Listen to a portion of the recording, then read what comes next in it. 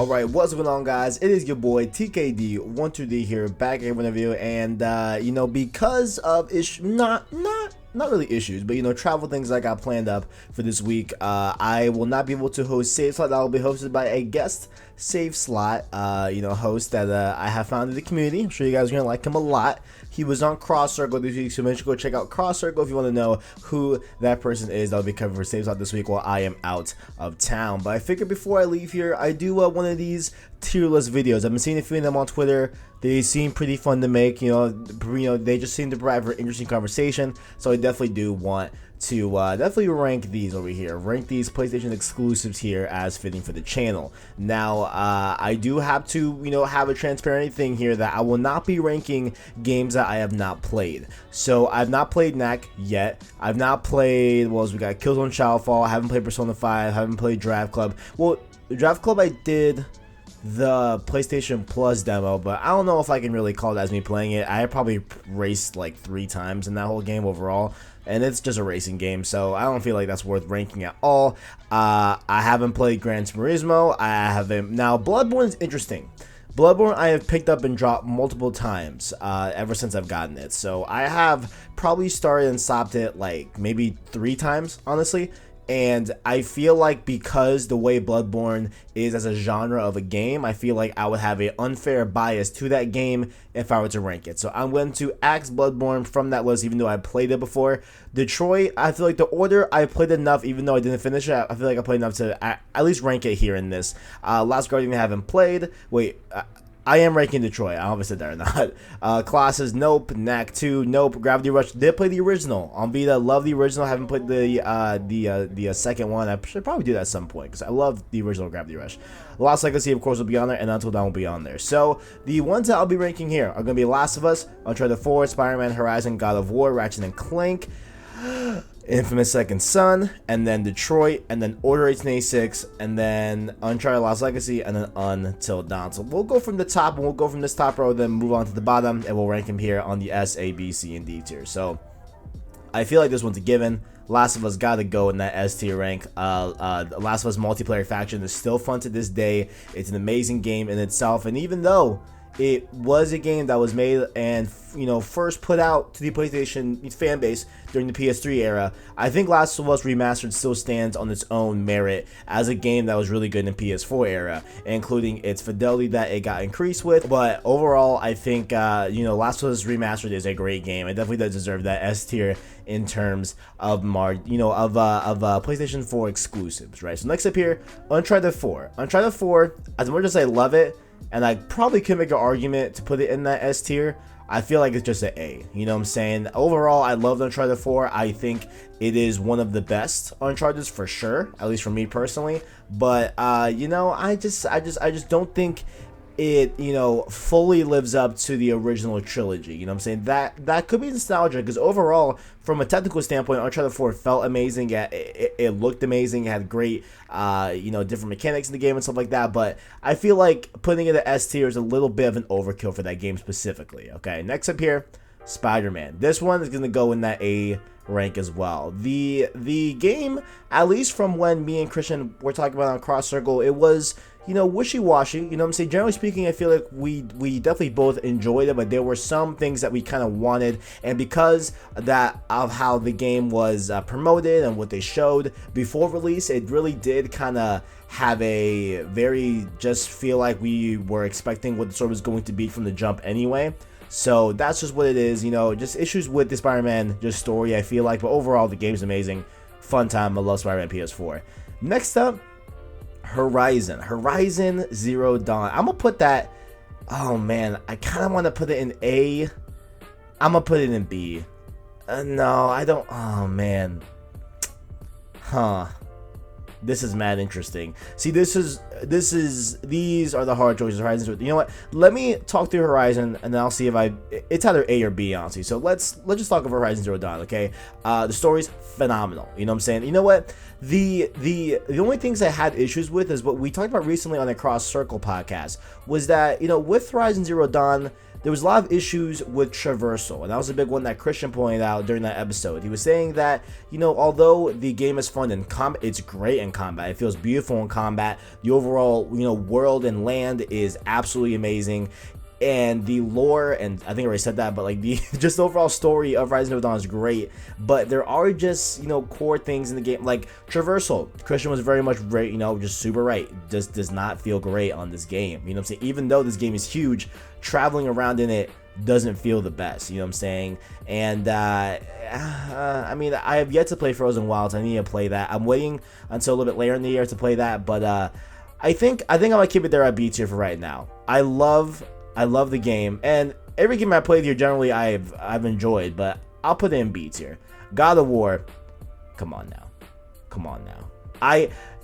Having God of War next to Last of Us, I almost want just, this is PlayStation 4 exclusives, you know what I'm saying? So if someone were to tell me, hey, Last of Us doesn't count, God of War would be the only S tier rank here. God of War, you already know, is my game of the year. It is absolutely incredible in 2018. I loved it so much. It was just an experience that I'll never forget, you know? So I feel like the reasons why God of War's S tier rank is totally just has been said before. So definitely feel like God of War deserves it. Next up here, a game that I think was slept on. I was sleeping, you know, for a very, very long time on this game, and then I played it, and I wholeheartedly regret sleeping on Ratchet and Clank, you know what I'm saying? So I love Ratchet and Clank. I'm gonna put it, it is a, but here's the thing, like, do I like it as much? I'm gonna put it in the same tier as Horizon. Nah, that's so, oh man, oof, because I'm having a lot of trouble with the B tier here. The B tier games are really giving me some thought to think about here, because I don't want people that absolutely hate Ratchet and Clank to assume that because they hate it, they you know, to feel some type of way that I'm putting Horizon in the same, you know, category. But again, you know what, screw what y'all think. This is my personal tier list here, okay?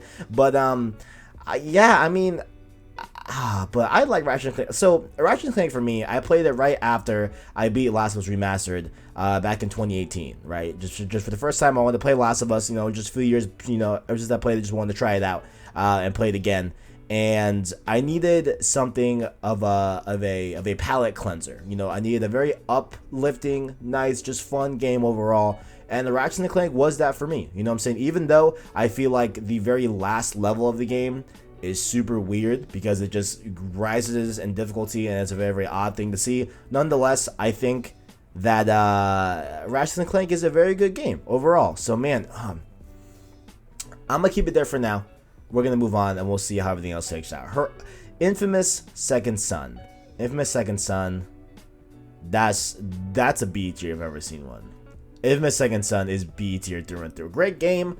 You know, it looks great. It definitely did show off the PS4's graphics in the launch window of the PS4. PS4 came out in November of 2013, and Infamous Second Son came out around March of 2014, I believe. Yeah, November 2013 was PS4 launch, and it came out around Q1 of the year following that. So it was March window, but wasn't release date material at all.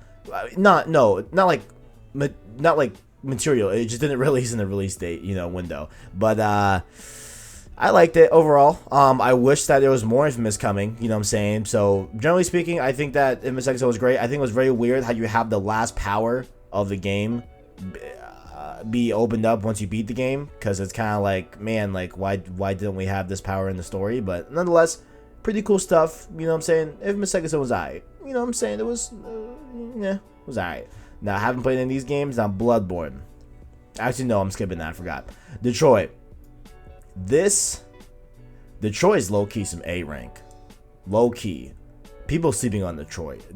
If you like narrative-based games, if you like that type of genre, if you like, you know, a Telltale-esque game, you know what I'm saying, or any of the other games by that same developer, you know, aka, oh my god, well, Heavy Rain and Beyond Two Souls.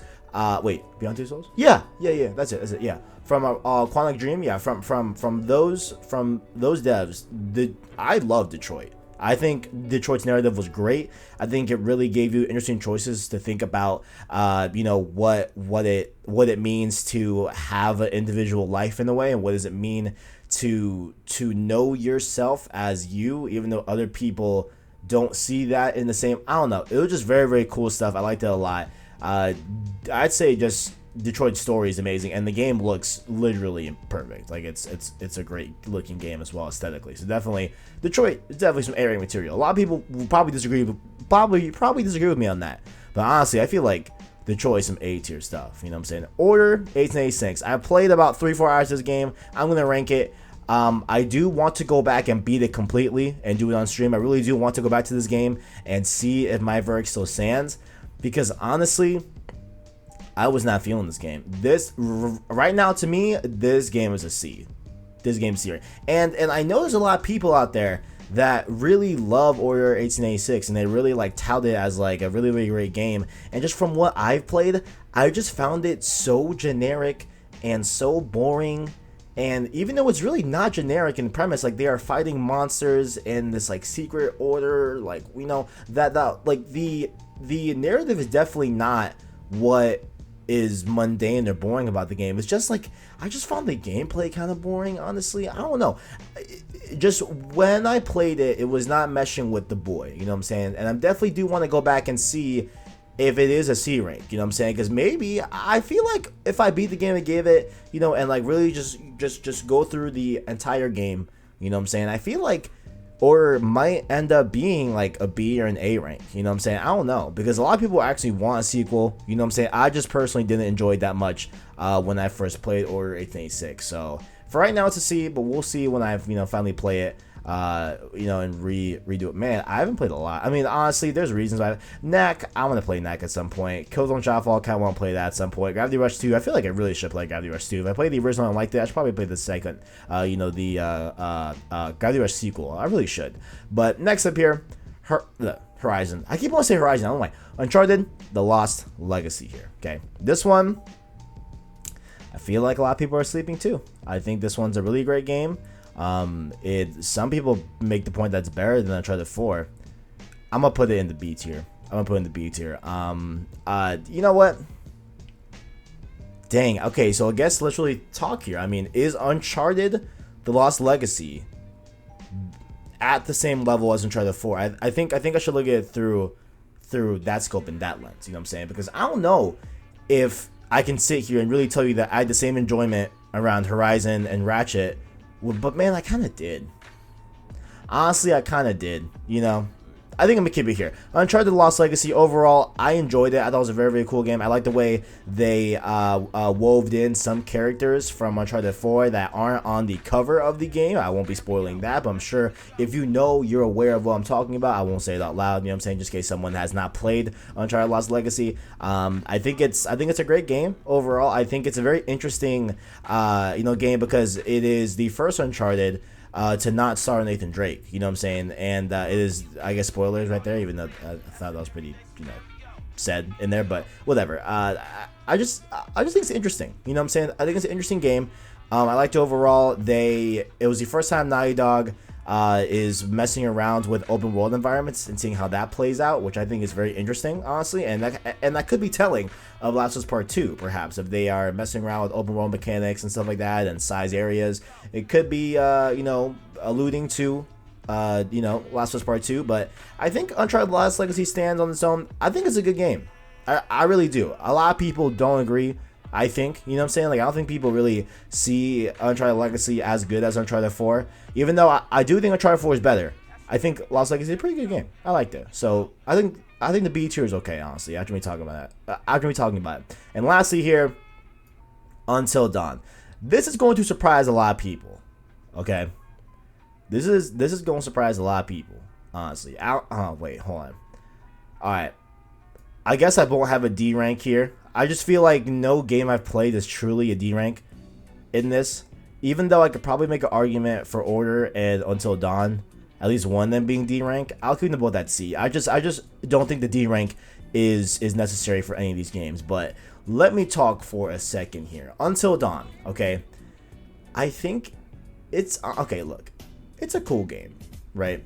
it's a cool game. If you ask me, hey Kev, did you enjoy playing Until Dawn? And I'll tell you, well, I mean, I didn't drop Until Dawn. I did see the whole way through. It was during Halloween, I believe 2 years ago or a year ago, something like that. No, it was definitely 2 years ago. And I streamed most, if not my whole playthrough of Until Dawn, And I can sit here and say, yeah, I enjoyed the game. But, dude, Until Dawn's overrated. I'm going to just say that here, guys. I don't know what to tell you. I thought that it was a very just meh game. Like, yeah, it's cool.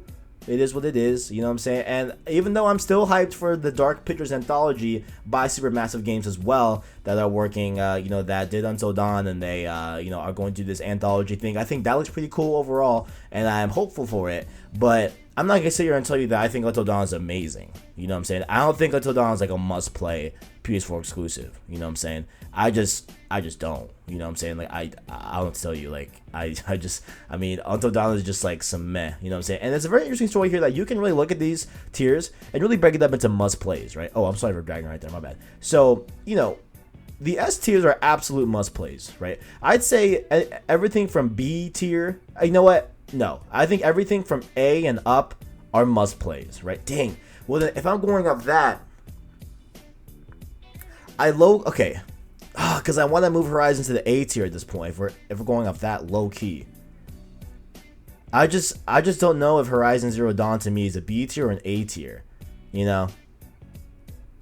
Honestly, for the achievement that Horizon had with being a new IP, having a story, coming from Killzone lineage, and even though that is not that like wasn't the biggest franchise in the world for them, and what Sony wanted out of that franchise, they got it with Horizon Zero Dawn. I feel like, even though we haven't seen the game in franchise form, because it's only been one game in the Horizon series, but still, I love it. I think, what, Horizon's some A tier.